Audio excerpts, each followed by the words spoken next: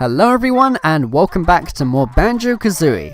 And well, unlike last time with all the musical mishaps going on, let's just hope things go a bit better in this episode as we're going to be finishing off Bubblegloop Swamp.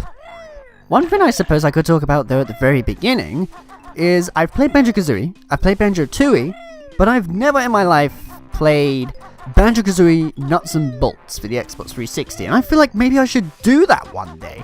Like maybe even perhaps do a one-off Let's Plays blind edition of it, perhaps. I don't know, like maybe it's like bonus content at the end of Banjo-Kazooie maybe? Because I'm not really sure.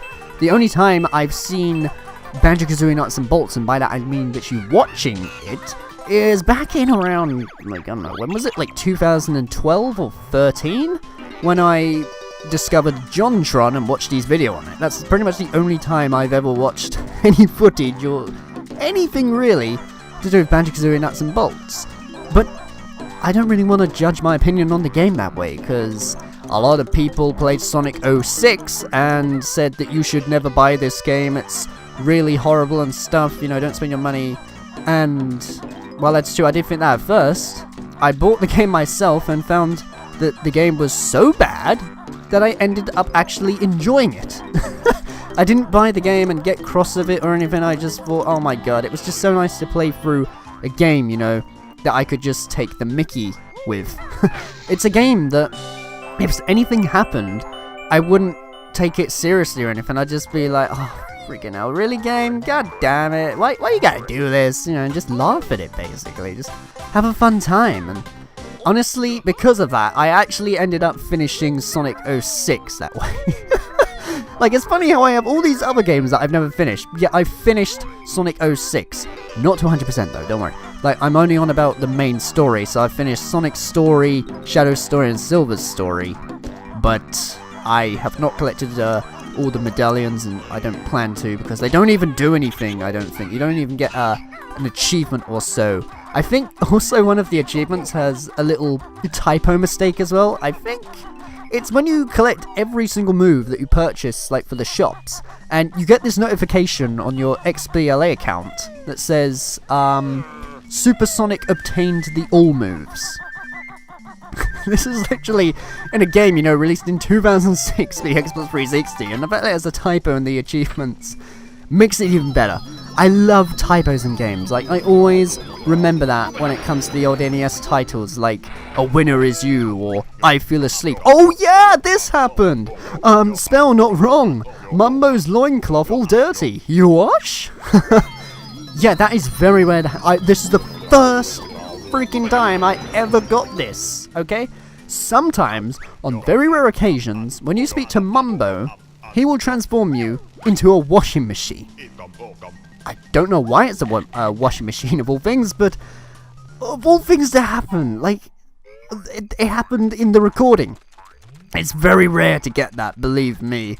And you can actually become a washing machine and walk around in the level with a certain cheat code, but we'll find that out pretty much after the finale of the game. Don't worry, I'm not like gonna say like, you know, oh no, I'm not gonna say anything because, oh, you'll need it for the final boss. No, it's not about it. It's literally after the final boss. So you'll see what I mean when we get to it or so.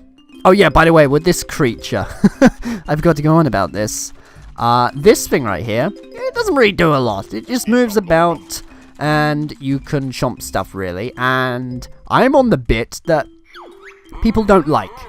I think the majority of people are okay with the musical memory game because they're not stupid like me. I just can't do musical memory games. I really suck at them, you know. But this is the one that people also hate. Meet Vile, the red crocodile. And what his game is that we have to play is we have to run around and collect more Yumblies than him, particularly the red ones at the minute. And the main tactic I can say for this guy to make him a hell of a lot easier, because at first, yes, I will agree, the first time player will have a freaking hard time with this dude, particularly when we get to the other rounds as well, because he gets, oh god, he gets serious, man. Like, Vile does not muck about. Yeah, the first time player, that's going to struggle, but here's a little piece of advice if you are playing this. Pay attention to where Vile is going, and literally go for the Yumblies that he is aiming for, depending on if you're near him. Like, for instance, he's gonna go for this one over here, or at least I thought he was, and you want to basically just grab those before he does, because then you'll be collecting the Yumblies and he'll be collecting absolutely none at all, so none of his totals will add up, you know? I mean, just look at the difference that I have at the minute. He's on 24, I'm on 32, or sorry, he's on 26 and I'm on 33 now. It's pointless trying to keep up with like the score, because it's always just constantly changing all the time. I'm not even going to bother doing that next time, but still. And with that done, he's now going to say, let's eat reds, but avoid the yellow grumblies. So it adds a little bit more tension here and there, but it's the third phase that everybody has trouble with. But like I said, if you keep in mind what I talked about earlier, it's okay. Maybe, yes, the first time player will have an easy time the first round, but it's usually on the second or the third round when things get a bit more tricky. Mainly because, you know, the yellow Yumblies appear, and they will act as obstacles. However, things will change for that when we get to round 3. And yeah, there are 3 rounds of this, by the way. It doesn't really go on for too long.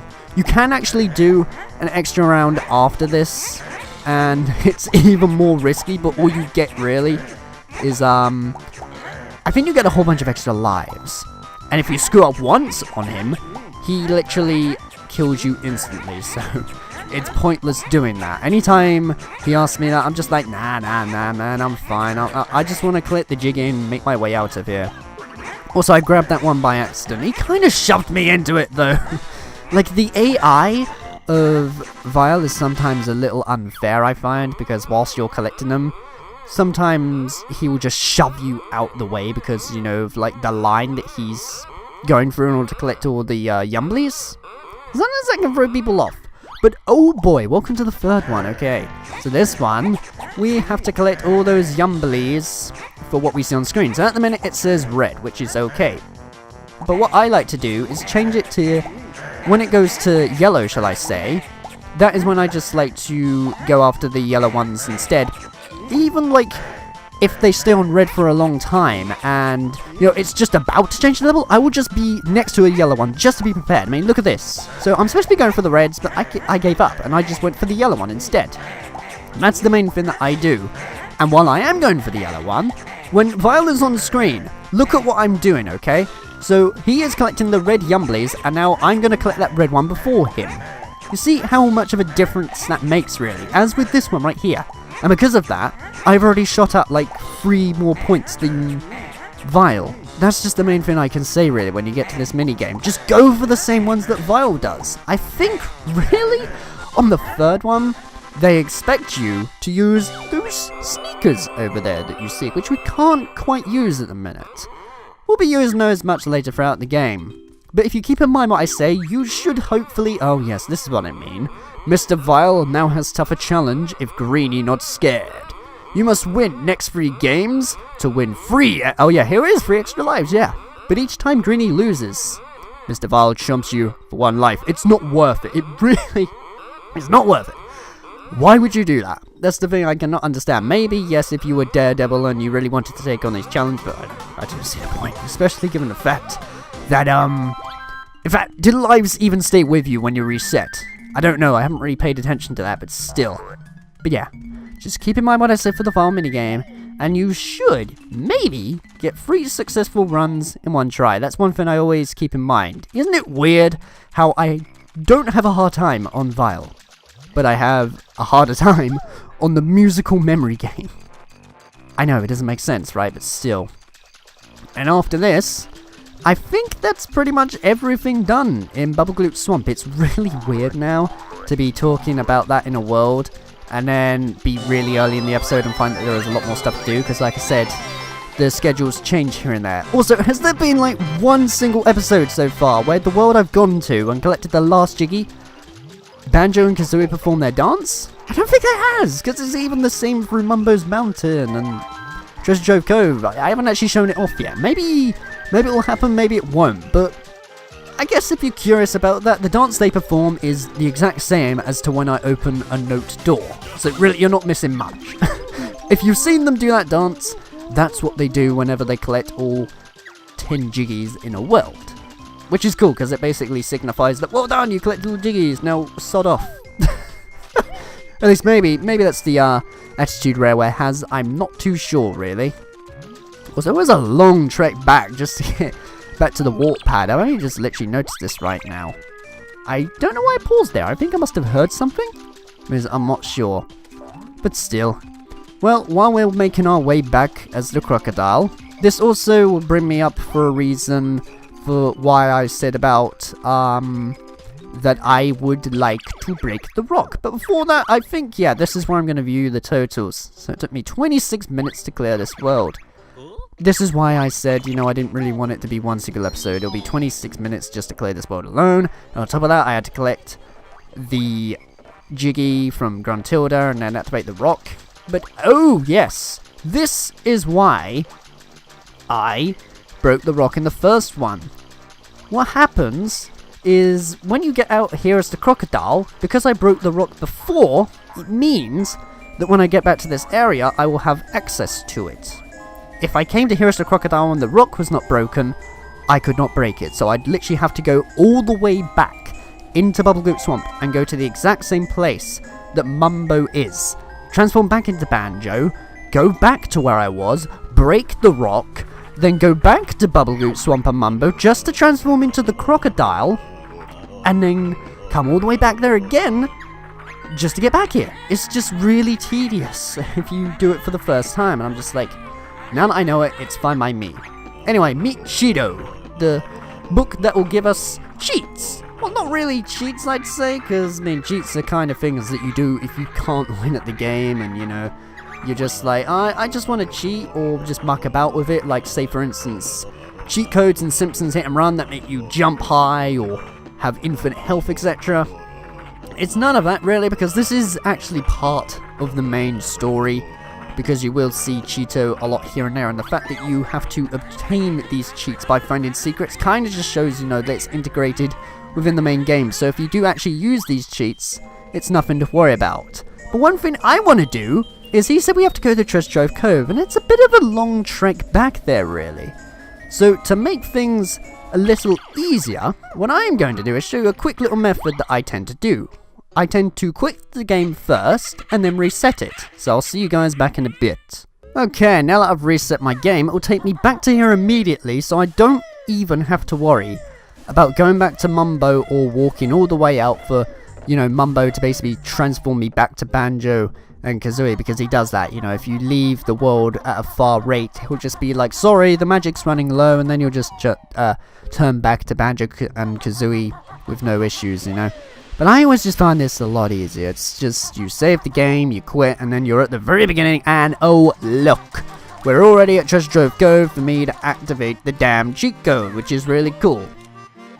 It's also a way to show off how empty the worlds feel in the XBLA version, because look, there's no notes. Like, none at all.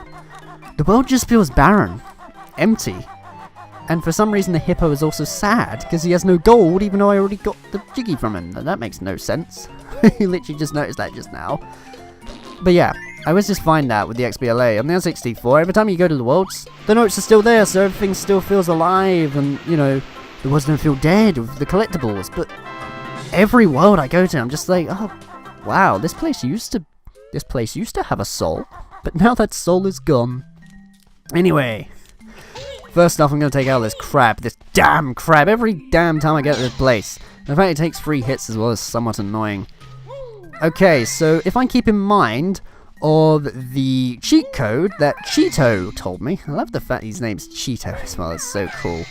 I need to spell out the word blue eggs, like he said, and of course, because I'm oblivious and I can't spell, but what am I doing? Hold on, wait, what?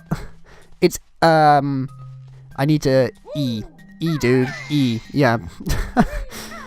I like how I'm just criticizing myself for doing it, but like I said, this is post-commentary, and I don't know. I always just screw up on the most simplest things, don't I? And with that, we get 200 eggs this time instead of 100, so it boosts it a lot better. Believe me, you are really going to need this for the other ones, particularly if you're really bad at handling the accuracy with the egg shooting. That is something I will at least give credit for on the XBLA version. This version is a hell of a lot easier to aim the shots of your eggs. On the N64, because you're playing it with the analog stick, it's somewhat a bit finicky and awkward to get banjo in the correct alignment, whereas the Xbox 360 has this nice and comfortable analog stick, meaning, oh my god, it is better. I will admit that, that's for sure. This also gives me a time to show off a thing that I talked about where there's a little bit of sequence breaking. So the Gruntilda switch I activated in Bubblegloop Swamp, what you can actually do is use this and then flutter your way up to here and then get to it this way. And I think on this bit, I don't know what I did, I panicked or something and managed to just fall off for some reason. But what I'm going to do is get up to there again and actually collect the Jiggy. You see, how you're actually supposed to get that is we open up the door in the next bit, and then we activate this mechanism in order to make one of those jumpy spring things, and then we fall down a hole in order to get there. However, ever since I discovered this method, there's just no going back. Also, notice that I took damage, but because I collected the Jiggy, it registered as no damage at all. You can sometimes do that.